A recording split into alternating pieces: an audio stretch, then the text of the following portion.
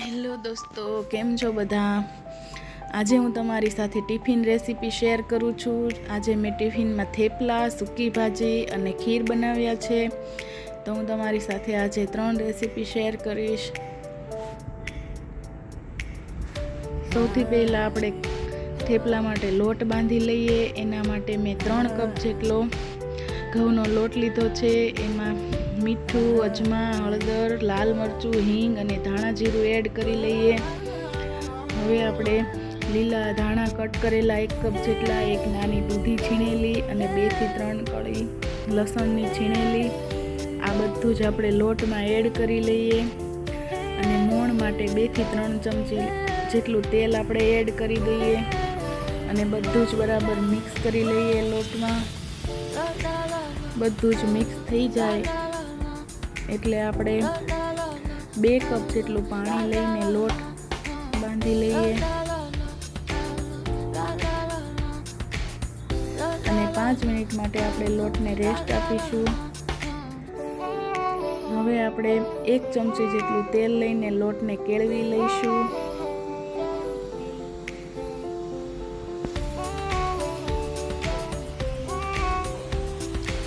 લોટ કેળવાઈ ગયો છે.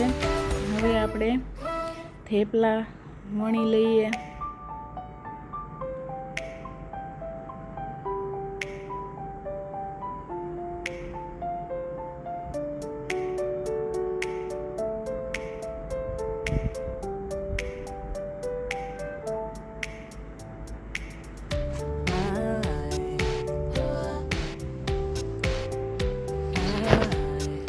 આ રીતે આપણે બધા જ થેપલાને વણી લઈએ.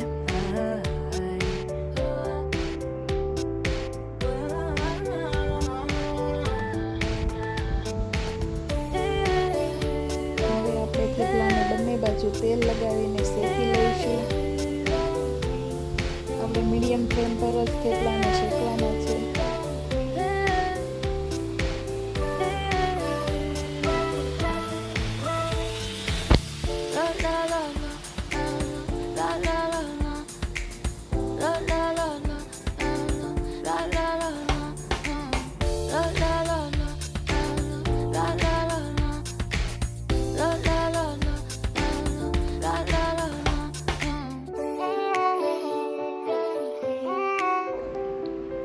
આપણા થેપલા શેકાઈ ગયા છે. હવે આપણે ખીર બનાવી લઈએ. મેં ભાતને પહેલેથી જ બાફવા માટે મૂકી દીધા હતા. હવે એમાં 1.5 લીટર જેટલું આપણે દૂધ લઈ લઈએ અને 6 ટેબલસ્પૂન જેટલી મેં ખાંડ લીધી છે. આપણને જેટલું ગળ્યું ભાવતું હોય એ પ્રમાણે આપણે ખાંડ લઈ શકીએ છીએ. અને હવે બરાબર મિક્સ કરી લઈએ અને હવે આપણે ખીરને સારી રીતે ઉકાળી લઈશું.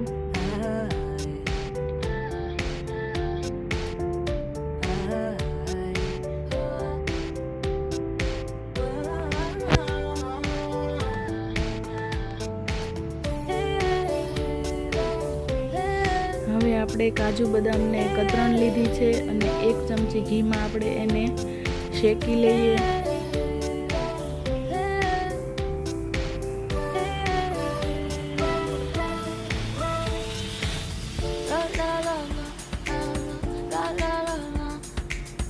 આપણા કાજુ બદામ શેકાઈ ગયા છે. હવે આપણે ખીરમાં એડ કરી લઈએ અને બરાબર મિક્સ કરી લઈએ.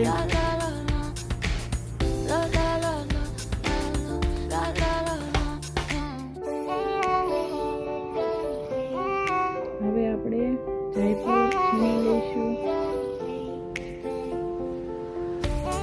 અને બરાબર મિક્સ કરી લઈશું.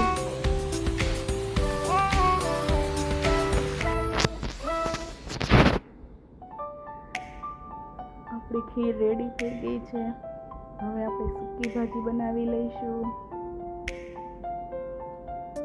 એના માટે મેં 2 થી 3 ચમચી જેટલું તેલ લીધું છે. તેલ ગરમ થઈ જાય એટલે આપણે રાઈ, જીરું અને હિંગનો વઘાર કરીશું. લીમડાના પાન એડ કરી દઈશું 4 થી 5 અને લીલા મરચાં કટ કરેલા અને આદું છીણેલું એડ કરી દઈશું અને 1 નંગ ટમેટું લીધું છે એ પણ આપણે એડ કરી લઈશું અને બરાબર મિક્સ કરી લઈશું. સ્વાદ પ્રમાણે મીઠું અને 1 ચમચી જેટલી મેં ખાંડ લીધી છે, એને પણ આપણે મિક્સ કરી લઈશું. અને ટમેટા એકદમ ગળી જાય ત્યાં સુધી આપણે એને થવા દઈશું. હવે આપણે લાલ મરચું અને ધાણા જીરું એડ કરી લઈએ અને મિક્સ કરી લઈએ. હવે આપણે 500 ગ્રામ જેટલા બટાકા લીધા છે અને મેં એને બાફી લીધા છે, એ એડ કરી લઈએ અને મિક્સ કરી લઈએ.